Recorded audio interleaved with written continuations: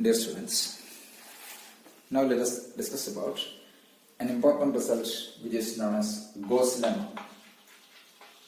So what is Gauss lemma? The theorem states that suppose n is in congruence 0 mod p and consider the least positive residue mod p of the following p minus 1 by 2 multiples of n. That is the least positive residues of n, 2n, 3n, 4n, etc. up to p minus 1 by 2n. Consider the least positive residues of p minus 1 by 2 multiples of n. These are n, 2n, 3n, etc. p minus 1 by 2n. And if m is any number of these residues, m be the number of residues which exceeds p by 2, that is m greater than p by 2. M is the number of these residues which exceeds this p by 2, then n by p, the legend is simple, n by p equals minus 1 to the power m. This is a famous Gauss lemma. So first we consider n is incongruent 0 mod p and consider the least positive residues mod p of p minus 1 by 2 multiples of n, which are n, 2n, 3n, etc. p minus 1 by 2n. And if m is the number of residues which exceeds p by 2, then n by p is minus 1 to the power m. So come to the proof. Here we know that since n is incongruent 0 mod p, so since n is incongruent 0 mod p and 1, 2, 3 etc. to p minus 1 by 2 are also incongruent 0 mod p, then this n, 2n, 3n etc. p minus 1 by 2 n are also incongruent 0 mod p. Why? Because n is incongruent 0 mod p. We know that n is incongruent 0 mod p and 1, 2, 3 etc. p minus 1 by 2, these all are incongruent 0 mod p. All are incongruent 0 mod p, hence n, 2n etc. incongruent 0 mod p. Now consider the least positive residues n, 2n, 3n etc. p minus 1 by 2n. Now which are divided into two sets, two mutually disjoint sets in such a way that letter A equals A1, A2, etc. AK, and this A are chosen in such a way that this A congruence to Tn mod p,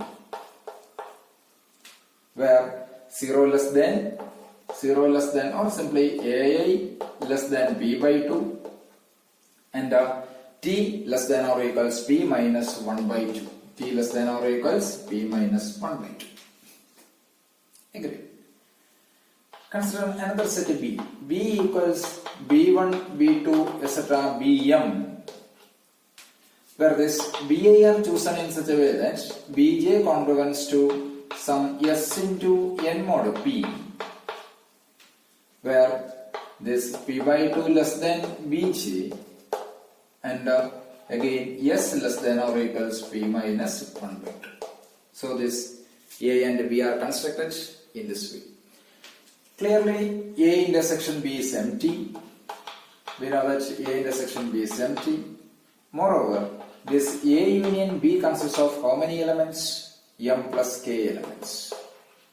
So which are distinct. All of these A's and B's are distinct. And A union B consists of M plus K elements. But this M plus K is, what is M plus K? We consider the least positive residues of first p minus 1 by 2 multiples of n, then clearly this M plus K is p minus 1 by 2. Agree? Now we define another set C. C equals C1, C2, etc. Cm, where this Cj is chosen as Cj equals some p minus Bj, where p is the given order prime, and Cj equals p minus Bj. Clearly this Cj, again what is Cj? So the Cj lies in between 0 and p by 2. That's clear from here. Agree. Surely this A and C are disjoint. Clearly this A intersection C is phi. How? So suppose this is our claim. A intersection C is phi. If possible, there exists some common element in A and C, then we know that some CA equals AJ. Agreed. Some CA equals AJ for some pairs A and J. What is CA? P minus BJ. That means P minus or CJ equals some AJ. So it is some or CA equals simply CA equals AJ means P minus BI equals AJ. P minus BI equals AJ means what is P? P equals AJ plus BI. Okay. P equals AJ plus BI means this AJ plus BI is a multiple of P. Means AJ plus BI is congruent to 0 mod P. Agree? Why? Because P is AJ plus BI. So that means what is AJ? But AJ is T, AJ congruent to Tn mod P. That implies T into N plus what is BJ? BJ is congruent to Sn mod P. So it is nothing but Tn plus Sn is Sn mod P. Means AI plus BJ congruent to Tn plus Sn mod P. Okay. That implies Tn plus Sn. But AI plus BJ congruent to 0 mod P. AA plus BJ means Tn plus Sn. So clearly it is Tn plus Sn congruent to 0 mod P. Tn plus Sn congruent to 0 mod P means N into T plus S congruent to 0 mod P. Okay, N into T plus S congruent to 0 mod P. But it is given N incongruent 0 mod P. Since N is incongruent 0 mod P, then the possibility T plus S congruent to 0 mod P. But what is T? T and S. Choose this T and S in such a way that T less than or equals P minus 1 by 2 and also S less than or equals P minus 1 by 2. That means T plus S less than or equals P minus 1. Why? Because of the choice of T and S. T plus S less than or equals P minus 1 means T plus S strictly less than P. T plus S strictly less than P means this T plus S is incongruent 0 mod P. So, N incongruent 0 mod P, T plus S is incongruent 0 mod P. So, this happens. So, that means that's a contradiction. Means this division is not possible. Therefore, CA or H as CA differs from H for all I and J. Means A and C are distinct. Agree? Clearly this A and C are, A intersection C is empty, means this A and C are distinct. Agree? So, we can construct these three sets A, B and C. So, in such a way that A and B are mutually disjoint, moreover A and C are mutually disjoint, and C is constructed in such a way that Cj equals P minus Bj. So this Cj lies in between 0 and P by 2. Agree. Now, but C consists of how many elements? A union C consists of M elements, A consists of K elements. So clearly this A union C consists of how many elements? A union C also consists of M plus K elements. But we know that A union B also consists of M plus K elements. Moreover, this M plus K is P minus 1 by 2. And what is A union C? So A union C equals, it is A1, etc. AK, C1, C2, etc. C. So this is A union C. Agree? So A union C contains P minus 1 by 2 integers. Why? Because M plus K is P minus 1 by 2. So this A union C consists of P minus 1 by 2 integers. P minus 1 by 2 integers on which? On the closed interval 1 P minus 1 by 2. Agree? So that is A union C equals set of 1, 2, 3, etc. up to P minus 1 by 2. Enough. So what is the product of the numbers in A union C? Product of the numbers in A union C is A1 into A2 into etc. up to AK into C1 into C2 into etc. up to Cm. But that is here 1 into 2 into 3 into etc. up to P minus 1 by 2. That means P minus 1 by 2 factorial. Why? Because 1 into, consider the product of the elements in A union C. So A union C, which consists of the integers on closed interval 1, P minus 1 by 2. So the integers 1, 2, 3, etc. up to P minus 1 by 2 are the integers which are present in A union C. So you can consider the product of the elements in A union C, which is 1 into 2 into etc. up to P minus 1 by 2, which is nothing but P minus 1 by 2 factorial. But we know this A union C consists of the elements A1 etc. AK and C1 etc. Cm. So this P minus 1 by 2 factorial equals P minus 1 by 2 factorial equals this A1 into A2 into etc. AK into C1 into C2 into etc. Cm. Okay, that equals A1 into A2 into etc. into AK. And what is C1? C1 means P minus B1 into etc. into P minus Bm. Why? Because Cj is P minus Bj. That means P minus 1 by 2 factorial equals, it is again A1 etc. AK into B1 etc. Bm into, what remains there? On the terms, consider the products P minus B1 etc. P minus Bm. On the terms in that expansion, except the constant term, just except the last term, the last term is B1 etc. Bm.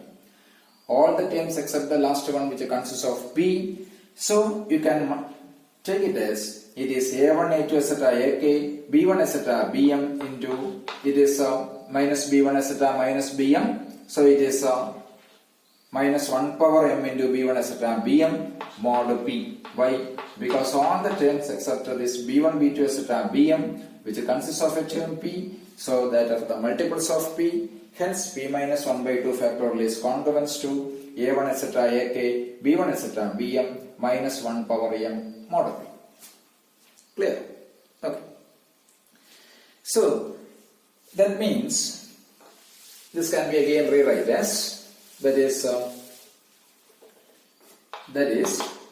P minus 1 by 2 factorial congruent to A1 etc. AK, it is A1 etc. AK, B1 etc. Bm minus 1 to the power m into, what is A1 etc. AK and B1 etc. Bm? They are A1 etc. AK, B1 etc. Bm. All the elements in A and B means A union B. That is nothing but the least positive residues of multiples of 1, 2 etc. up to n. So it is n into 2n into 3n into etc. up to P minus 1 by 2n. Okay, minus 1 to the power m, n, 2n, 3n etc. P minus 1 by 2 n mod.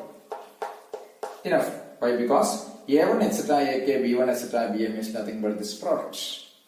So that means P minus 1 by 2 factorial congruent to minus 1 to the power m. How many n's are there? P minus 1 by 2 n. What remains? 1 into 2 into 3 into etc. up to P minus 1 by 2, which is nothing but P minus 1 by 2 factorial mod. But we know that P minus 1 by 2 factorial are strictly incongruence mod. Okay, so this implies 1 congruence to minus 1 to the power m, n to the power P minus 1 by 2 mod P. Why? Because P minus 1 by 2 factorial is incongruence 0 mod P. Enough? Okay. So this means n to the power 1 equals minus 1 to the power n, m into n to the power P minus 1 by 2 mod. That means n to the power P minus 1 by 2 congruent to minus 1 to the power m mod. Okay. Or 1 congruent to minus 1 to the power m into, or simply this one. from here it is minus 1 to the power m into n to the power p minus 1 by 2 congruence to 1 mod p. Why? Because congruence is symmetry. By the symmetric property of congruence, it is minus 1 to the power m into n to the power p minus 1 by 2 congruence to 1 mod p. Agree?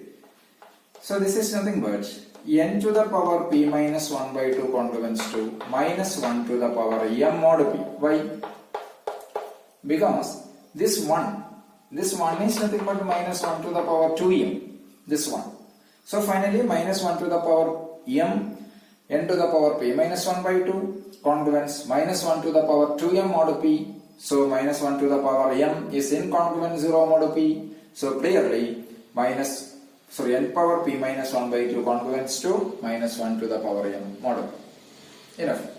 But we know that by Euler's criterion, we know that n by p congruence to n to the power p minus 1 by 2 mod p. This is why, because of the Euler criterion, therefore n to the power of p minus 1 by 2 is congruent to n by p mod p by symmetry. So from here it is n by p congruent to minus 1 to the power m mod p. Okay, why? Because of symmetry of that argument, and by transitivity we have n by p congruent to minus 1 to the power m mod p. That means this p must divide n by p minus 1 to the power m.